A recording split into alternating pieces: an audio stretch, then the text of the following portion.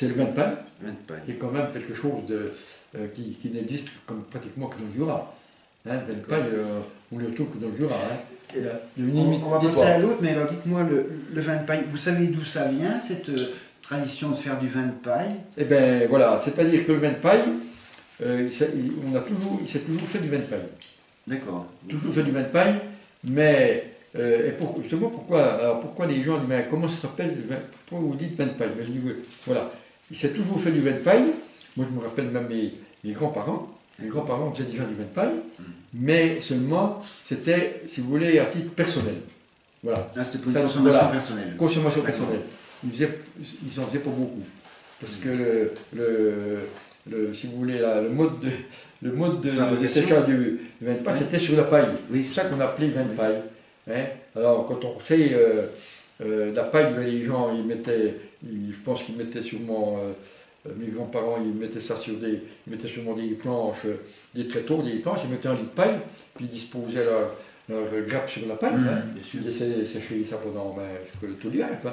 Tout l'hiver. Ah oui, c'était. Oui, parce qu'il faut que la paille, on appelle ça une dessiccation. Il faut que la grappe sèche tout seul. D'accord. Hein, donc, perde un petit peu, il faut que la grappe perde un petit peu l'eau et se concentre en sucre.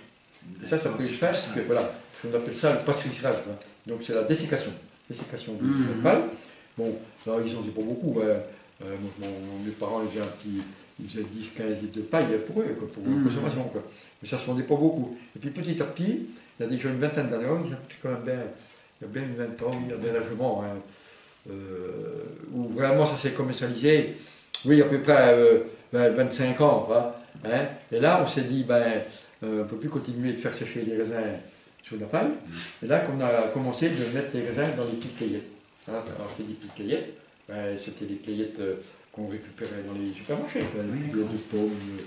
Et là, on a commencé, voilà, on a pu, de cette manière-là, on peut empiler, des grosses quantités. Et maintenant, dans nos coopératives, ils vendent des petites caillettes en plastique avec des trous, ou en bois, donc ou avec du grillage. Et là, maintenant, on a commencé de faire du vin de paille en grande quantité. Donc en quantité. Et maintenant, il y en a qui se sont équipés. Moi, je fais encore du vin de paille traditionnel sans ventilation. Avec les risques, comme cette année, avec les risques. Alors que là, ceux qui font vraiment des grosses maisons qui font du paille, quand on fait des grosses quantités, ils ont à enchaîner, parce qu'on n'a pas le droit de mettre de chauffage pour faire du vin de paille. On peut mettre une ventilation. Alors, les maisons qui sont très équipées, ils ont installé un ventilateur pour ventiler. Dès que les raisins sont cueillis à la vigne, sont empilés dans les greniers. Et donc là, ils mettent en route une ventilation qui va empêcher déjà les moustiques, puis qui va progressivement provoquer un petit peu le dessèchement des Mais pourquoi on n'a pas le droit de chauffer? Ah ben non, parce que là, parce que maintenant on a un cahier des charges très strict. D'accord, oui. Qu'est-ce que ça fait si on chauffe? Ça avance un petit peu le séchage de la vigne, du raisin. Ça se fait moins naturellement. Voilà. Donc on sait que le raisin, on presse vers les fêtes de Noël, alors que celui qui va sécher avec du chauffage, il va 2 mois après, le raisin il va être prêt à presser. C'est pour ça. Ils autorisent, parce qu'on a un cahier des charges très strict. Pour les arroser, pour les arroser. Alors donc la ventilation est autorisée, mais pas le chauffage. Voilà. Alors donc après, on laisse le raisin, quand le viticulteur suit ça, les laboratoires viennent le suivre. Puis quand on juge que la grappe, on fait des prélèvements. Parce qu'il faut que ce soit à peu près, il faut que le taux de sucre, avant pressage, il faut que le sucre, une grappe que vous allez presser, le jus, il faut que le jus soit à peu près à 22 degrés de sucre. Puis après, donc, ce sucre, ce liquide que l'on presse, donc on le met en fermentation dans un fût, en bois évidemment, c'est obligatoire. Et on le laisse 3 ans en fermentation, avant de commercialiser. C'est 3 ans. Ça c'est en 90, vous allez le voir en 93. Voilà. Ça c'est très strict. Alors donc ça c'est un produit qui plaît aux gens, parce que c'est quand même des produits plus que naturels. Parce qu'il n'y a rien du tout. Là c'est uniquement le jus de raisin qu'on laisse fermenter tout seul. Hein, donc c'est vraiment un produit. Et là, vraiment, on a beaucoup de personnes qui rebutent un petit peu à goûter des vins du blanc qui sont un peu secs ou trop. Ils aiment. Ah bah ils aiment oui, le c'est vin de paille. spécifique quand Hein, même, le voilà. vin de paille. Oui. Et puis ensuite, alors donc le vin de paille, c'est quand même un produit vraiment de chez nous, parce qu'il n'y a qu'une région que j'ai découvert il y a quelques années où ils font une imitation de vin de paille, c'est à Tain-l'Hermitage, dans les Côtes-du-Rhône. D'accord. Hein, Tain-l'Hermitage. Mais eux, contrairement à nous, on fait sécher dans des piquages, eux ils laissent le raisin, un peu comme les vendanges tardives d'Alsace. Ah, Ils laissent le raisin sur le pied. Ben, eux, ils peuvent se permettre, parce que à l'Hermitage, les vignes sont penchées, puis ils ont un climat, hein, ils ont du soleil. Hein, alors que nous, on ne pourrait pas, hein, parce qu'on a des automnes comme ça, des automnes où on laisse les raisins s'appourrir. Hein, oui, voilà. Donc le vin de paille, c'est vraiment un produit de chez nous. Ah, on a quand même quelque chose que personne ne peut nous prendre, c'est qu'on a quand même ce fameux vin jaune. Les caractéristiques du vin jaune, pardon, alors ça serait quoi? Eh bien, le vin jaune, il est fait uniquement avec le cépage savagnin. Ça, c'est le savagnin. Ça, c'est impératif. Hein. D'accord. On ne peut pas faire de vin jaune avec... D'ailleurs, il y a un concours qui se prépare, ça date lundi, au lycée de Montmoreau. Cette année, ils ont fait, il y a un concours, ils appellent ça le concours mondial du savagnin. Donc, j'en ai présenté un, je ne sais pas ce que ça va donner, enfin bref. Donc, c'est un cépage qui est vraiment pour le vin jaune. On ne peut pas faire de vin jaune d'ailleurs, parce que ce cépage, ce savagnin, il a la propriété, donc, au vieillissement, et c'est vraiment propre à ce raisin, et c'est ce savagnin qui va donner au cours des 7, parce que maintenant c'est 6 ans, c'est 6 ans et 3 mois hein, de vieillissement. Ah oui. Le savagnin, hein, ou 17 ans, mais c'est logiquement, sur les cahiers des charges, c'est 6 ans et 3 mois. Hein. Donc on ne peut pas vendre sur le marché, normalement, vous ne pouvez pas trouver de vin jaune qui a moins de 6 ans 3 mois. Mais c'est souvent plus, hein, c'est 7 ans, des fois même 8. Hein, donc, et là, ce savagnin, il a vraiment la propriété de pouvoir vieillir. Parce que c'est ça. Quand on explique ça à nos collègues là, de Bourgogne, de n'importe où, là, quand on leur dit qu'on vieillit du vin en vidange, mais les gens ils disent, mais vous êtes fous, je jure. Parce que la vidange, on appelle ça la vidange, c'est dans un tonneau, par exemple, un tonneau c'est des pièces de 225 litres. Hein. Donc, vous mettez un vin, n'importe quel vin, vous n'en mettez que la moitié dedans, 3 mois après, il est piqué. Hein. Hein, parce que avec l'air, l'oxydation, c'est piqué. Alors que nous, le vin jaune, c'est le contraire. Moins vous en mettez dans le fût, plus il fait le vin jaune. Ah bon. Voilà. Et justement, quand parce que c'est pareil, hein, les origines du vin jaune, on ne sait pas très bien d'où ça vient. Hein. C'est normalement, l'origine du vin jaune, c'est quand même un Château Chalon. Hein, le Château Chalon, c'est quand même le fief du vin jaune. Et donc là, une chose aussi, pour en revenir au savagnin, le cépage savagnin, personne ne peut nous l'enlever parce que le savagnin il ne pousse que chez nous.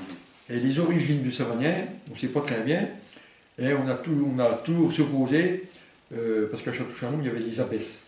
Les abbesses, donc il y avait un abbaye. Ce sont des abbesses qui ont ramené ce cépage, c'est une vigne sauvage.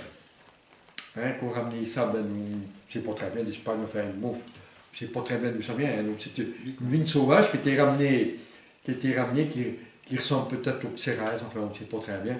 Et cette vigne sauvage, elle a été amenée il y a très longtemps, il y a plusieurs siècles.